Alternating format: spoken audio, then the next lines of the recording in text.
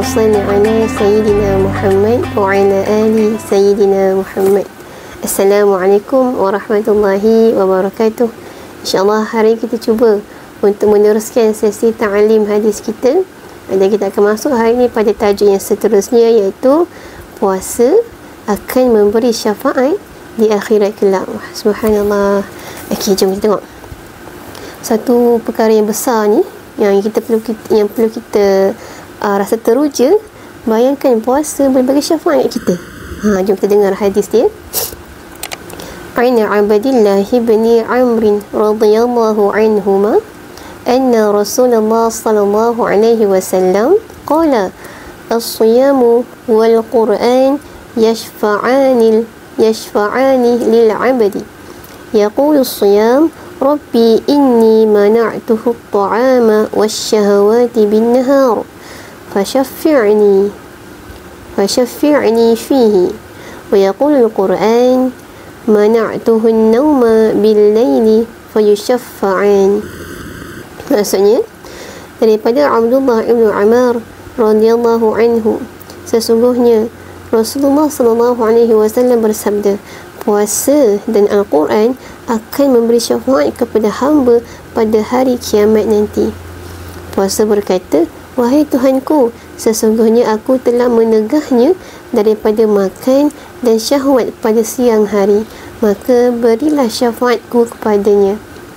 Dan Al-Quran turut berkata, Tuhanku, aku telah menghalangnya daripada tidur pada waktu malam, maka kedua-duanya, yakni puasa dan Al-Quran, dapat memberikan syafaat kepada kita. Subhanallah. Dan hadis ini daripada Mustadrak Al-Hakim, dinilai sahih oleh Al-Hakim. Okey, betapa besarnya ganjaran bagi mereka yang berpuasa dan membaca Al-Quran. Kedua-dua ini mampu untuk memberi syafaat kepada kita di akhirat kelak. Menurut Mula Ali Al-Qari, puasa yang dimaksudkan adalah puasa siyamu Ramadan, iaitu puasa pada bulan Ramadan. Namun bagi Al-Imam Al-Mubarakfuri dalam kitabnya Mir'ah Al-Mafatih, berpandangan bahawa puasa yang dimaksudkan oleh Rasulullah SAW dalam hadis ini merangkumi puasa di bulan Ramadan dan juga bulan di luar Ramadan. Ini berkaitan puasa. Dari sudut Al-Quran pula, Ali Al-Qari turut menjelaskan perkataan Al-Quran yang dimaksudkan dalam hadis ini adalah amalan membaca Al-Quran. Namun pandangan kata Al-Tibi mengatakan perkataan Al-Quran dalam hadis ini adalah kiasan atau gambaran kepada amalan tahajud dan qiyamul lail, seperti mana perkataan Quran dalam surah Al-Isra ayat ke-78, yang mana Quran itu dimaksudkan dengan solat. Saya cuba bawakan ayat ini adalah A'udzubillahi minasyaitonirrajim. Wa Qur'anal fajr inna Qur'anal fajri kana mashhuda, yang bermaksud dirikanlah sembahyang subuh, sesungguhnya sembahyang subuh itu ada keistimewaan dia. Maka seperti mana perkataan Quran dalam surah Al-Isra tadi yang membawa masuk kepada solat, maka dari sinilah kata Al-Tibi, kiasan kepada Al-Quran tadi adalah merujuk kepada tahajud dan amal-amalan yang lain berkaitan mendirikan, membangunkan malam qiyamul lail. Dan mungkin akan ada timbul persoalan, bagaimana Al-Quran dan puasa ini mampu untuk memberikan syafaat pada akhirat nanti, di akhirat kelak. Jadi dalam hadis Imam Al-Munawi mendatangkan dua pandangan yang berbeza. Yang pertama, ada kebarangkalian Allah akan menjadikan pahala berpuasa dan membaca Al-Quran itu dijelmakan secara fizikal, dan ia boleh bertutur sehingga mempertahankan orang yang mengamalkannya. Ini pandangan yang pertama. Pandangan yang kedua, Imam Al-Munawi pula berkata penafsiran yang kedua pula mengenai bagaimana puasa dan Al-Quran akan memberikan syafaat ialah Allah akan mewakilkan para malaikat untuk bertutur dan berhujah bagi pihak puasa dan Al-Quran. Ini dua pandangan daripada Al-Imam Al-Munawi. Dan kita nak tahu juga apa yang dimaksudkan dengan syafaat. Seperti di hujung hadis tadi, fayushaffa'in. Maka kedua-duanya diberikan syafaat, yang Al-Quran dan puasa mampu untuk memberikan syafaat. Maka apa yang dimaksudkan dengan syafaat ini? Menurut Ar-Raghib Al-Asfahani, dari segi bahasa, syafaat adalah menyandarkan sesuatu kepada sesuatu, dan dari segi istilah adalah menyandarkan kepada sesuatu sebagai pembantu buat diri dan tempat memohon sesuatu daripadanya.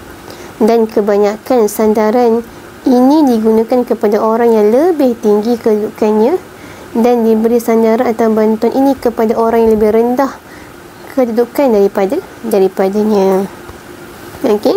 As-Safarini menyimpulkan definisi syafaat ialah yang mana kata Al-Imam As-Safarini yang dimaksudkan dengan syafaat adalah permohonan kebaikan buat yang lain.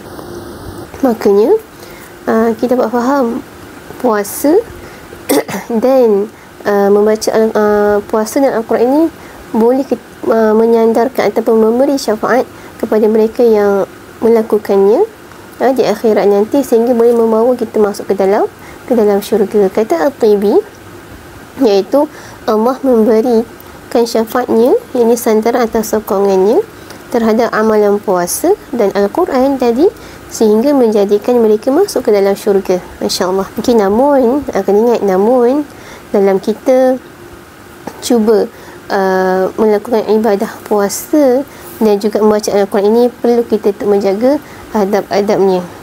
Contohnya dalam Al-Quran, perlulah kita untuk membenarkan segala ajaran yang terkandung dalam Al-Quran, di samping kita membaca, mengamalkannya. Ini dapat difahami dalam hadis Rasulullah SAW.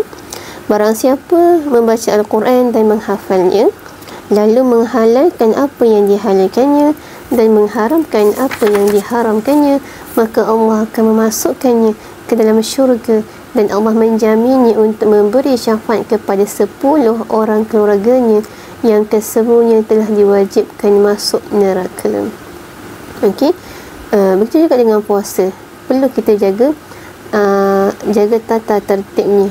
Bukan sekadar kita berpuasa lapar dahaga saja, tapi kita menjaga segala perkara yang boleh terjerumusnya puasa kita kepada kurang pahalanya ataupun sehingga merosakkan pahala puasa.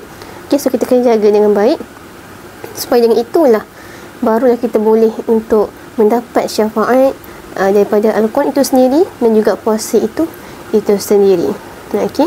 InsyaAllah moga-moga kita mampu, kita berkudrat untuk kita menjaga sebaiknya puasa kita, sebaiknya bacaan Al-Quran kita dengan penuh penjagaan. InsyaAllah moga-moga dengan kesungguhan kita untuk menjaga kedua-dua ini akan diberi syafaat di akhirat nanti, dan insyaAllah akan masuk ke dalam syurga juga. InsyaAllah. Wallahu a'lam. Kita berhenti di sini dulu pada hadis yang ini yang bertajuk tadi, puasa akan memberi syafaat di akhirat kelak. Amin insya-Allah. Allahumma salli ala sayyidina Muhammad wa ala ali sayyidina Muhammad. Assalamualaikum warahmatullahi wabarakatuh.